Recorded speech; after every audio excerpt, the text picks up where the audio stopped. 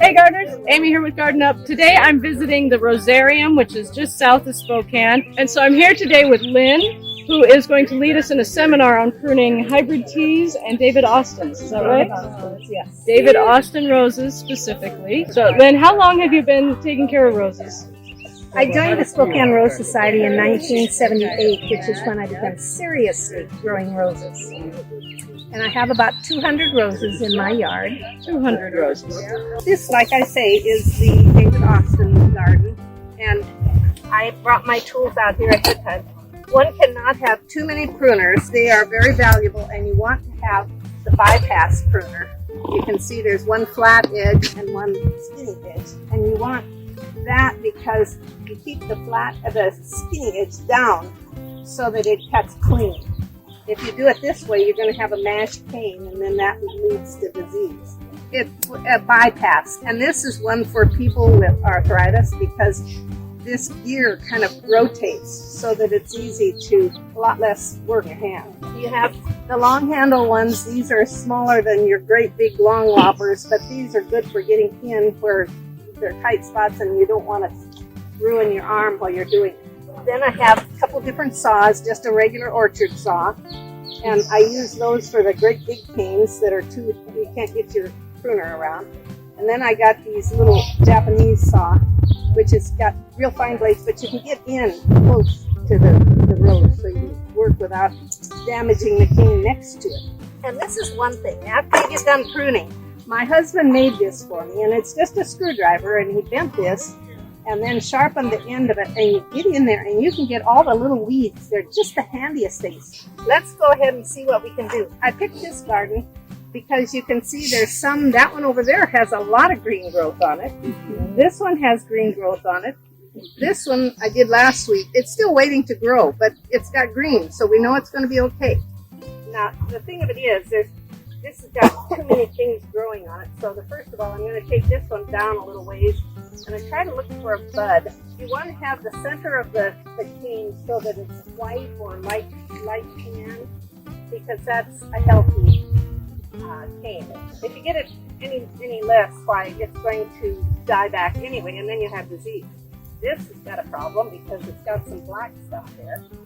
So let's try there. I think we'll take that one off.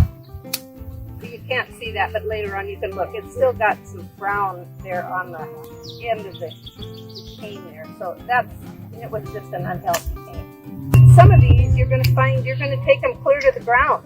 I saw several of them in here that I don't see the green on them, but the bone root roses are still going to recover. And so don't worry about it. I'll show you what I mean. But you can see at the bottom of this cane, it's split. That means if you want to pass it around. It was growing actively when the cold hit, and so it died back. I try to start with the canes that are good canes, because if you start cutting out the wimpy canes, and then you find out the good canes aren't any good, you've got nothing to fall back on. So I start with the healthy canes first, and then work my way down. The one that you cut to the ground, will it come back up to the ground? It'll set, if there's nothing there, it'll just be replaced by other good canes. You're not going to kill your rose by pruning. Even if you were to prune it down to the ground, if there's life in the roots, you're going to have the rose is going to come up again. But I always tell people when they worry about how do I prune my roses, roses are just plants. You treat them like any other plant. This one right here. Are you cutting at an angle? Yes, but don't get out your protractor and make sure it's 45 degrees. The whole idea is you want to cut on the larger canes in particular. You want to cut so that water can shed off. The main thing is you want to prune so that when you're done, there's an open area in the center of the bush, because that allows for circulation of the air. If you were to prune this with all the canes going straight up in the middle, you're just asking for disease.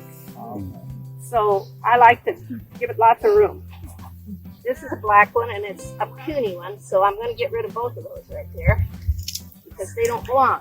See, this one, it's got a lot, but it's got problems down there. The problem is there's a lot of these little tiny stems that are not going to amount to anything. So I figure if you get rid of those, you're going to have a more vigorous bush.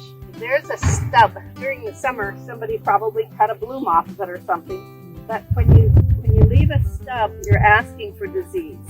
So the best thing you can do is don't leave stubs. During the summer, when your annuals are blooming, when you cut them off and you see something messy in there, you clean it up. This one right here, I'm going to take that off. Because first of all, the stem that's left is wimpy, and this is all black. And then I'm going to cut this one down here. It's brown in there, so you're not going to have good growth. So you're looking for that little circle in the middle to be green? Or to be all white? You want it green or light tan or white, but you don't want any brown, because brown means that that's frozen.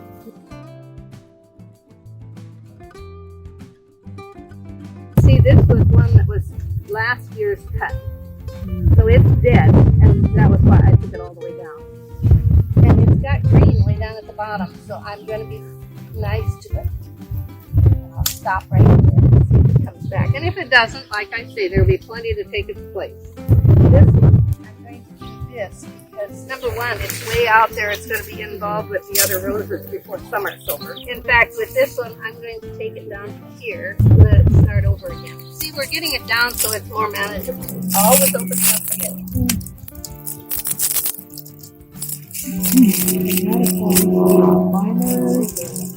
Well, with climbers, it's a little different story, and Ed will be able to tell you a little more about that when you go over to his house. After I'm finished pruning, I use just a regular garden fertilizer, 16, 16, 16. You can find, well, and organics any time of year, because that slowly works into the soil, and it's always good for them. It's nitrogen, phosphate, and potash. You should always water it in or scratch it in and then water. I think we've just about damaged this rose. This has got another split in the cane, so it's going to have to go down lower. As you can see, the plant is looking a lot better than it did when we started, and it's still got green growth. Now, I'm going to tell you, if I were doing this, and I will, I'm going to take this down to here because it's not shaped right. When you get done, when you found out what you have left, then you can shape the bush. But I always start with the good canes first. Okay, I think this probably is good enough for him. Oh, there's a little one there we can pick out. But when it's all said and done, it's going to be a nice rose. By middle of June, it'll be blooming nicely. Wondering, one like this, we don't see any green on it yet. Yeah. But you're saying it's, and I have some that are definitely no green. But go ahead and cut back on those until you decide that it's a hopeless cause, and then just leave it for a while. Now look at this one here. He's climbing over here to join the party, and I think what I would do is I would cut some of these, and then I would just kind of sit back and wait. Yeah, watch. Let's see what happens. Yeah, that's interesting. That's not good. No, it's a little too brown, Susie. But it may come back. And like I say, anytime you lose a rose, there's always room to plant a new one. Oh, I don't want to cut that way to the bottom. I would cut back and then just kind of wait. It may come, it may not. How far along? What if I cut the roots? First of all, you want to make sure it's watered, well watered. Okay. And then dig as deep as you can. I've had times when I've had to basically cut off the taproot that goes That's what I was down. wondering, yeah. Yeah, because it goes a long ways Yeah. down there. So go ahead and cut it off, and then plant it again, and then maybe put some covering over it. Yeah, compost, or I've even used a paper garbage sack. Oh. And just to keep it from getting windburned. So And then when you see new growth coming, you'll think, I saw you trim it down here. well, I don't know whether that one's going to make it or not. And that's why I said don't get too excited about cutting it all off. Okay. This obviously is a dead place, so you're going to take this one off. Okay, so cut all the dead stuff off. And see, it's brown inside there. That means it still is dead. But I don't want to take it completely away until we make sure that it's dead. But during the summertime when they, I'm new to roses, That's when they okay. are done blooming, so you said talk about deadheading. Will you deadhead Yes. them? Will they come back? Like, are they Oh, supposed to yes, bloom all summer? definitely. And if you don't deadhead, they're going to quit blooming because they're going to say, "Oh, it must be fall." Okay. Yep. So keep them pruned off. And here's another thing about deadheading. We used to always tell them that you had to cut back to a 5-leaflet leaf. The rose will start blooming again. It'll start new growth. And then if you don't like the growth, if it's too wimpy, then cut it back some more. Right. This one's black though, so see, you're going to want to take this one down. That's split all the way down. And it's even brown in there, so you're going to see that is not going to be. So I will take that one even further. And see this one here, this is a good example of one you're going to have to cut down farther because it's not too bad, but look at all the damage here. And that's because it froze while it was still actively growing. So it just decided that that's enough. I'm going to quit. Never get overly aggressive. Start up top and then work your way down. Now this has got to go down, and I'll show you why. See, it's split. So you don't want to leave any that are split, or they're just going to end up having diet. Ah, that's good. So you see that black is it wasn't not it's going to come back just fine. That's what I like to see. This one's split. And this is why I always start with the good ones. I didn't get that all the way. But I always start with the good canes because then you have, see, it's green inside. So he's going to be happy come June. I'd take all the black off. Okay. Yep. Anyway, they used to tell us by the middle of July because they wanted the plant to harden off before winter. But you can use your instant fertilizers like Miracle Grow or Peters up until middle of September. That was an excellent seminar, Lynn. Thank you so much. You are very welcome.